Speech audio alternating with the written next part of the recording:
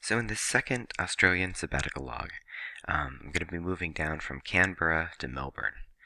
And most of you will have heard of Melbourne, but Canberra is a little less famous. This is the national capital of Australia, and it's an engineered city designed in 1913 by American architects Walter and Marion Griffin. And by engineered city, I mean it's made from scratch, and it's got this central design where everything leads into the Parliament building structure, and it's got this man-made lake that separates portions of it. What you're looking at right there is the National Carillon, so there's bells up at the top, and it's one of many really kind of striking architectural features.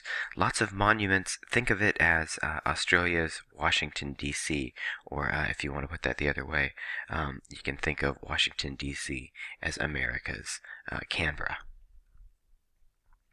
Before I get into it, though, we need to have a little talk about hotels. And by we, I mean America and Australia have to have a good heart-to-heart about hotels because there is a far better way to do this thing, and it's called service apartments. So Sarah and I were able to get, for essentially the same price, a small apartment. There's no breakfast included or any of that sort of thing, but it is service. They change out your towels and such, and you'll get things like a kitchen and a living room. So much better for taking a family, for sort of setting up a household-like situation if you're staying for a while. What you're looking at here is the kitchen we had and the first breakfast that I was able to make on this trip in Australia. So just it's hard to explain how 12 days in, how good it feels to actually be able to cook something. Really pretty fantastic. And while I'm on food, Tim Tams. So this is the biscuit that both Sarah and my relatives gave to us in immediate gifts. It's an Australian institution, really nice little tea biscuit with chocolate. Quite good. So we did in Canberra tour the national monuments and memorials, and what you're looking at here is the Anzac Paradeway. On the one end at the top is the Australian War Memorial, and on the bottom at the opposite side across the lake on this road is the Parliament House. And I think it's kind of a really amazing thing that this was part of that design, that the Parliament building would have to look up one of these giant sort of avenues, and on either side you have memorials. On the one side, on this side over here, to the wars that Australia has participated in, and on the opposite side you actually have memorials to each of the military bodies that participates in those. So if you are in Parliament, you actually look out the front right up at this war memorial every day, and I think it's a really great reminder of how important it is, the sort of work that gets done there and what the consequences are. We just happened to be showing up at the end of the day and caught the last post ceremony. Really touching. There was a review of one of the World War I veterans' life and service. He was given a eulogy. This happens each weekday, where then children and local people and family members are able to lay a wreath at the shrine. Really pretty amazing ceremony. And to the lower right are the red poppies that you may know are traditional in the UK and Australia and New Zealand to leave at the graves of the war dead and to wear on Remembrance Days. Canberra is the home to the National Gallery, and it's a really pretty fantastic gallery. Keeping with our luck, unfortunately, it was the first time in 15 years that they were redesigning the place, and so the top level was closed. We did get a chance to see the Aboriginal collections, both traditional and modern, the Asian collections, but the European masters and a fairly controversial Pollock that was bought for Poles, we didn't get to see those because they were in the closed areas. To your left is a 12-meter long fish trap made by the Torres Strait Islander people. It's made at 10 times scale. You can see it hung in the gallery on the second floor. So this was, a traditional Aboriginal structure being shown in a modernist context. And to the right is the Aboriginal Memorial Installation. These are 200 ceremonial coffins made in 1987 and 88 to commemorate 200 years of European settlement. It's a pretty big statement, and it's a pretty big statement to have in essentially the lobbyway of the National Gallery. Really good piece. I'll be spending a lot more time talking about this sort of connection between Australian modernism with Aboriginal ideas and art in my third and final podcast. But it's such a long one that I'm going to kind of save it for then, as well as talking about a number of the Australian modernists who aren't connected to Aboriginal ideas in that final podcast. Out in front of the National Gallery is a really amazing installation by American artist James Turrell called Within, Without. It's from 2010, and it's two amazing stupa structures, so created environments that reference the sort of Buddhist mound that often carried the ashes of the Buddha, but is really a place of contemplation and sort of connection between the spiritual and the real world. And he set this thing up as a light installation. So this is it as you would come around from the parking lot, which are car parks here. And you walk up to the front and you sort of go down into this sort of traditional barrow structure. And then inside you're confronted with another type of stupa.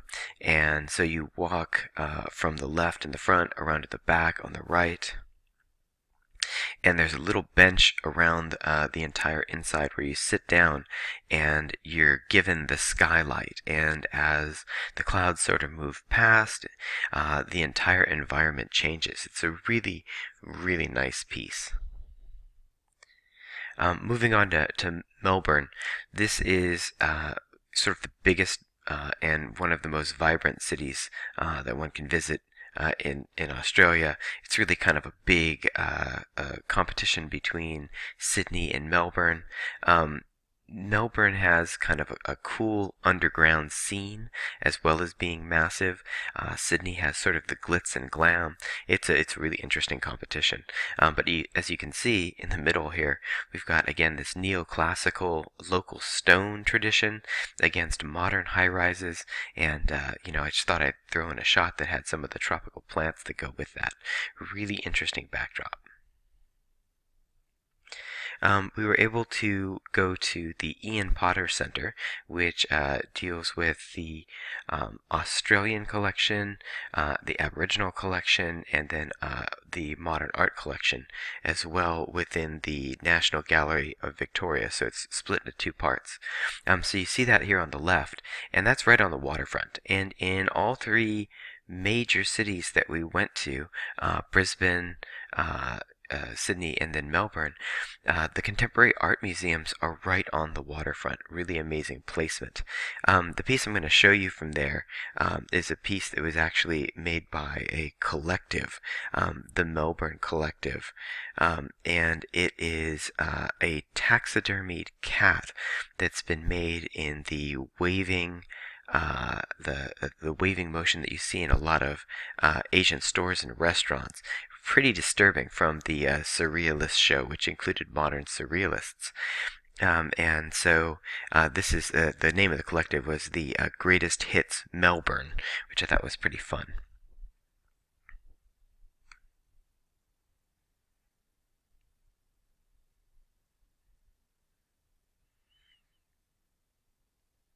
It was pretty unsettling to see something that was a real cat doing that wave. Pretty intriguing stuff. So we did take a trip out to the Grampians National Park, and I'm going to save that for my final podcast, which is going to deal with us tromping around looking for ancient Aboriginal artwork, rock art. So we did that, and then we came back and were able to go to the National Gallery of Victoria, which was not closed. That was great in any way, and had a great pieces of the collection of Catherine the Great there, so masterworks, and that was also pretty amazing.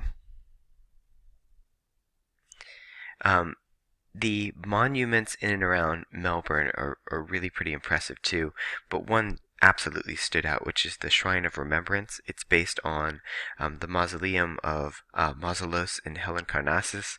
That's a 4th century BCE Greek tomb, and that's a pretty fitting way to set up a war memorial. Pretty impressive building, and again, a lane that shot straight up to the middle of the town. So as you look down this St. Kilda Street, you can see it from within the town itself. There are, by the way, penguins in Melbourne, and one can go out to Phillips Island, which is a pretty long trek, or they can go to a breakwater where those penguins have actually come into town and colonized a portion of the breakwater just under a pier. And these are tiny little blue penguins, about a foot tall. You can see one of them to the right here, really cute. And just so I make sure I put enough food into all of my podcasts, this is one of the laneways. So there's all these little tiny alleyways in Melbourne that one can go up that have absolutely fantastic restaurants. So you'd never know that this 3-time best restaurant in Melbourne is in this laneway if you're walking by. It just looks like, just some alley that you might want to ignore. It's right here, and you go in through a door that seems almost unmarked into a lobby with a whole bunch of well-dressed people. They put you into an elevator, you go up, and suddenly it seems like the whole floor is open to you. This is a Cantonese restaurant that did absolutely amazing pieces. To the top right is a mud crab that's been rebaked in its own shell, just the meat in an egg custard. Absolutely fantastic. And because I'm not really talking about a lot of desserts, and we don't really order a lot of desserts, I thought I'd throw this one in. It's mango season here. Just started out. We're getting toward summer, because of course it's southern hemisphere, and so we've got a mango pudding in a sweet rice noodle and a banana fritter, and this was one of the suggestions that we got from Sarah's relatives, and it lived up to billing. Absolutely fantastic. So in the next podcast, I'm going to go over the few days we spent tromping around in Grampians National Park, and what we did when we went up to Darwin in the north, and the national parks around there, and I'll sum up some of the things that I think that I understand now about Australian art and Aboriginal art.